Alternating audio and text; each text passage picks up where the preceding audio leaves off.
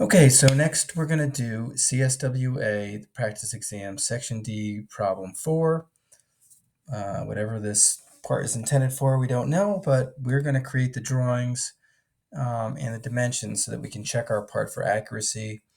If we have all of our sketches fully defined and then all our dimensions match the drawings provided, then we know that our geometry is good. So I always encourage people to check their geometry by creating a print like this.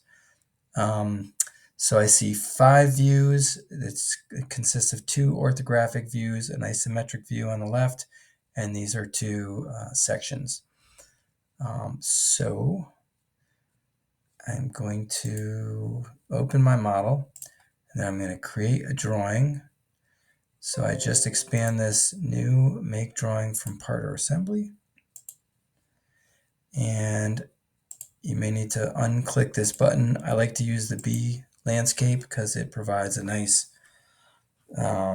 ratio of text size to drawing size. If you use a bigger one, your views are going to be big and your text is going to be teeny. Uncheck this display sheet format because we don't need to use the format for this one, and click OK. And then you'll see the view palette on the right. If you don't see it, look for this little tab here. So let's see, our main view, I'll call that a top view. I drag this, oops, I'm going to drag it over.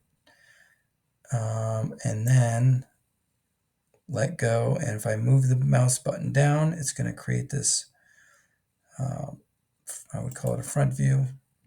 And then you can either click the right button to accept, or you can just hit escape. Okay, so now I have those 2 orthographic views. You can add all those dimensions now, or you could do it later. I am going to finish adding all the views. The next one I'm going to add is the section view on the right. So that would be section, I'll do the one on the left so the naming is correct. Okay, so it's going to be going through this feature here. So section view, cutting line, I'm going to pick this auxiliary one. These 2 points represent your mouse clicks. So I'm going to zoom in. If you pick the midpoint of this one and the midpoint of this one, it's going to be in the center and parallel to these lines. So right click to accept that. And I'm going to drop this up here.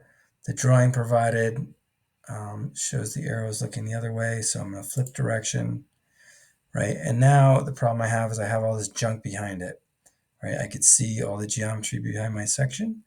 So over here on the left, under section view, I'm just going to click and check this slice section button. And that will only show where the cutting line intersects the part. It's really a cutting plane where that intersects the part. Okay, so you can move this text out of the way. You can kind of readjust your positioning here. If you need to rescale, you can change the scale here, but I think we'll fit everything in. And the next view is section BB, so the same exact thing. Section view, auxiliary view. I think depending on if you click here first or here first, that will determine what direction the section lines are pointing. In this case, it's correct, so I'm going to drop that view there. I'm going to click slice section and click OK. So now I have these 2 views in the right orientation going through the right place. And what I don't like is that how my cutting lines here are intersecting each other. So just going to left click on that and drag. Let's see, do I drag this endpoint down? Sometimes it's kind of hard to find the endpoint. You just left click and drag it. You'll see that cutting line. This is just to make your drawing a little neater. So rebuild your view. Everything looks good to me. From here on out, it's just creating dimensions. I will help you out with a few of these dimensions because, well, actually, if you got it in the sketch, you should be able to get it in the drawing. If you zoom in here, this 54 dimension goes from the horizontal to this edge.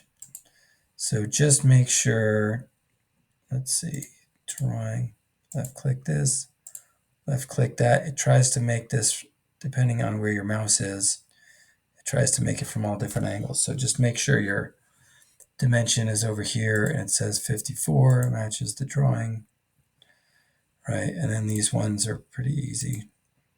So like every angular dimension, depending on where you left click to drop the dimension, it's going to change whether it's an acute or obtuse angle, so forth. I don't think there's anything else particularly tricky in here.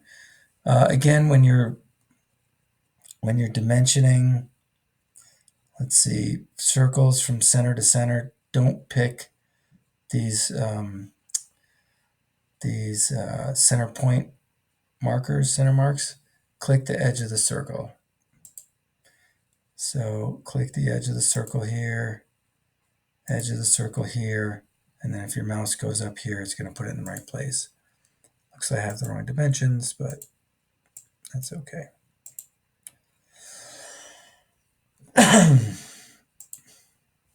Okay, there we go. So I don't think there's anything else that's really, oh, the isometric view. If you see my other drawings, you can just go ahead and do that. Or you can stop here, but I'll show you how to do it. So if your view palette does not show an isometric drawing, let me refresh that. If it doesn't show an isometric drawing that matches, actually mine does, that matches the one provided, you can create your own. In this case, the way I oriented my initial sketch, it looks like mine is right on. If it doesn't look like this, you have to recreate that view in the part and then drag it over. So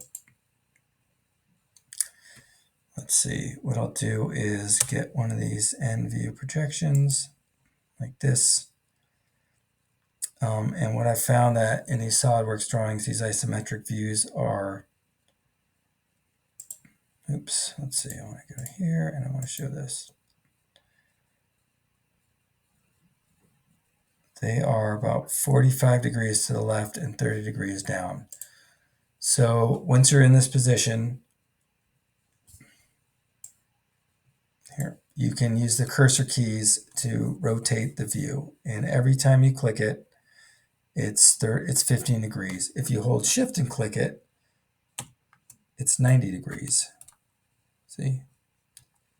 90 degrees. Okay, so I'm going to take off the shift key. I'm going to click left 3 times. It's 90 degrees. Or sorry, that's 45 degrees. And I'm going to shift down twice. And that to me looks right. So to name, you're going to name this view and then you can recall it on the drawing. So hit your space bar. My screen locks up every so often. Okay. And then hit this little icon with the telescope and asterisk. Give it a name, like I like to call it ISO drawing. You can call it Frank, whatever you want to call it, doesn't matter. Drawing view, click OK. Then because it's parametric, if you go back to this drawing, it's going to remember everything you did to the part. So open the view palette. Sorry for the delay here. Open that view palette again. Oh, for some reason. Okay. Back in the drawing. View palette. Refresh. Now I see drawing view ISO. I can drag that over. But as I said, my initial isometric already was just fine. Okay, so add the rest of the dimensions. Nothing tricky about that. And that's it for this one. Thank you.